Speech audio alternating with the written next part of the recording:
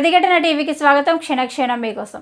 11 ఏళ్ల బాలికకు మాయ మాటలు చెప్పి ఆమెపై అత్యాచారానికి పాల్పడిన ఒక వ్యక్తికి నల్గొండ జిల్లా అదనపు సెషన్స్ న్యాయమూర్తి తిరుపతి 60 ఏళ్ల జైలు శిక్ష విధించారు.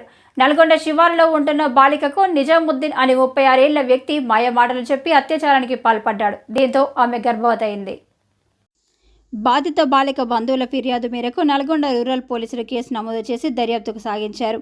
నిందితుడు నిజాముద్దీన్పై ఫోక్సోతో పాటు పలు కేసులు పెట్టారు. ఈ కేసులో శుక్రవారం న్యాయమూర్తి తీర్పు చెబుతూ ఫోక్సోతో పాటు మరో 2 సెక్షన్ల కింద 3 వేర్వేరు నేరాలకు సంబంధించి ఒక్కొక్క నేరానికి 20 ఏళ్ల చొప్పున 60 ఏళ్ల జైలు శిక్ష విధించారు.